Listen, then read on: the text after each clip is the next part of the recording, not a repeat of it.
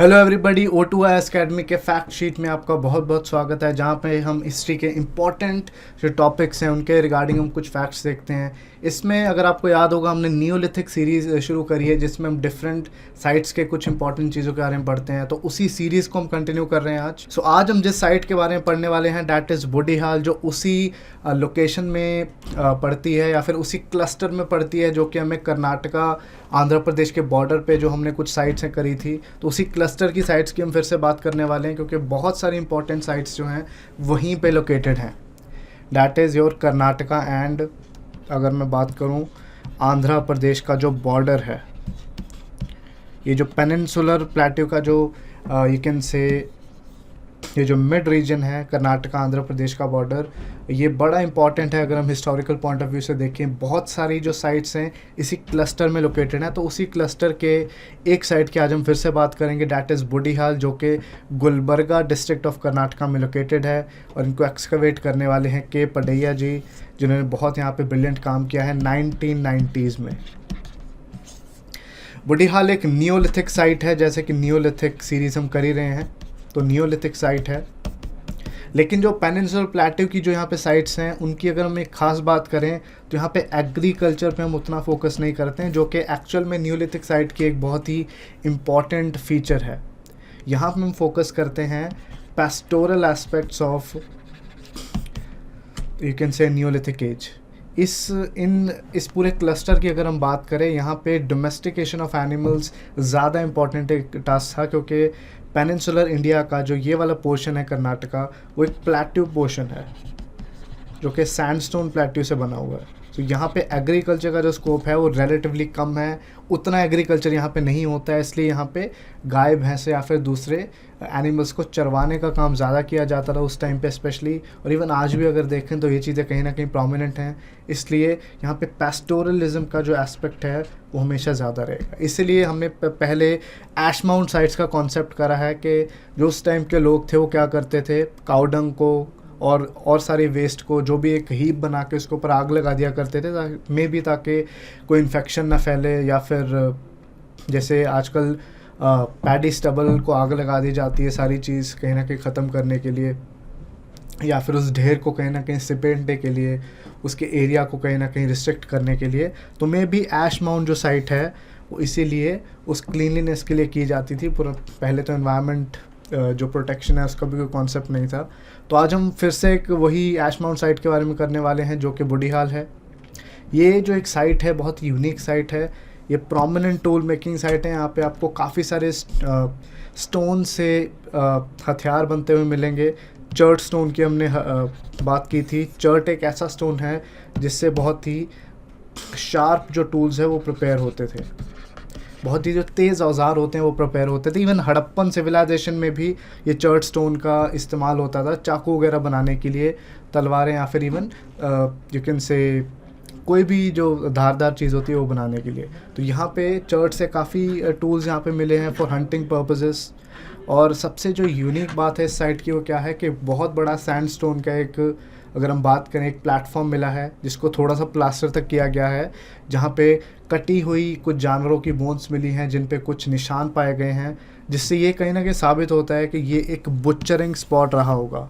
Butchering spot का मतलब है कि यहाँ पे उनकी बलि दी जाती होगी, या फिर मे भी मास किलिंग यहाँ पे की गई हो काफ़ी सारे लोगों के द्वारा, मे भी ये कोई स्लॉटर हाउस हो या कुछ भी ऐसा।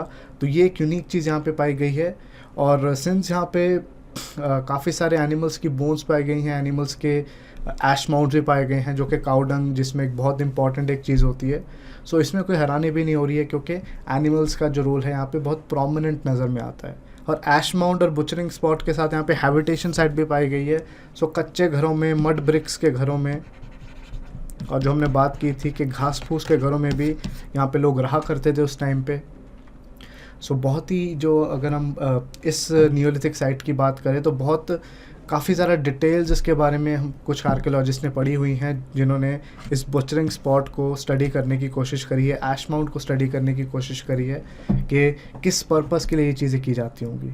अब जहाँ हमने बुचरिंग स्पॉट की बात की है, बुचरिंग स्पॉट के साथ ही 3 छोटे छोटे खड्डे भी पाए गए हैं, जहाँ पे अगर हम देखें तो मे भी ऐसा माना जाता है कि शायद जो मीट रहा होगा उसको रोस्ट किया जाता था। तो डैट मीन्स के चुल्लों की तरह या फिर छोटे जो अंडरग्राउंड चुल्ले होते हैं, मे भी उसकी तरह इसको यूज़ किया जाता हो।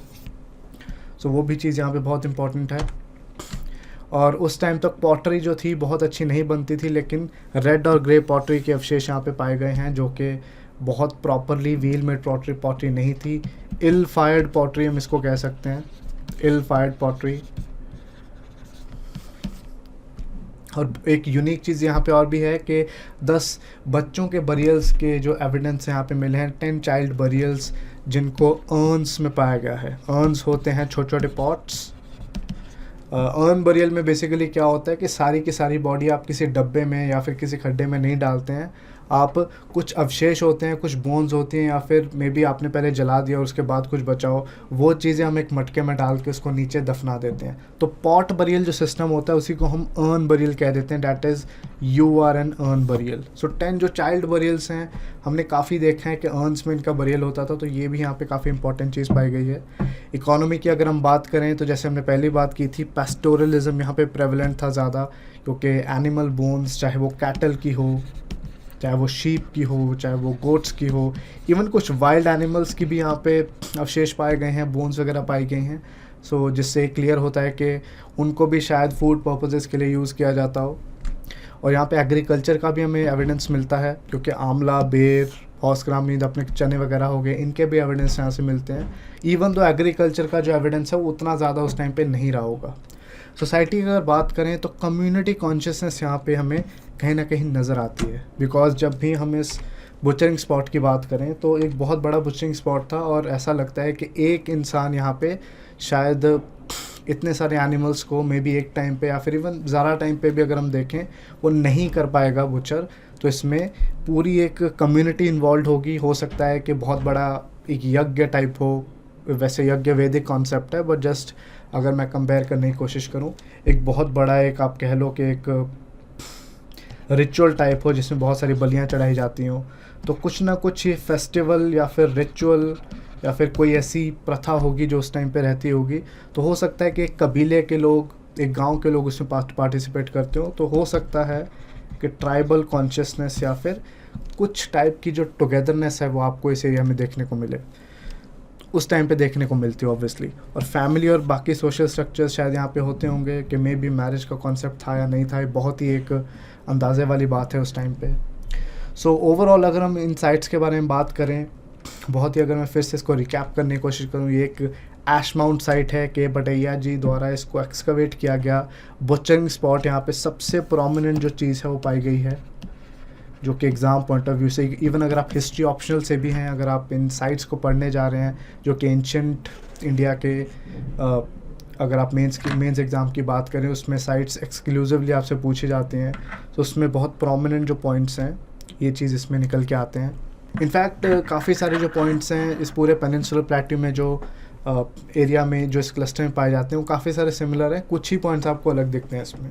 तो जैसे हमने पहले पिकली हाल, ब्रह्मगिरी जैसे साइट्स की बात करी है, तो काफ़ी सारे पॉइंट्स उनके बुडी हाल और बाकी साइट्स जो हम करेंगे उससे मैच भी करने वाले हैं। सो आई होप आपने आज के सेशन में काफ़ी कुछ सीखा, काफ़ी कुछ एंजॉय किया आपने, और इसी को आप अच्छे से रिवाइज भी करते रहे होंगे।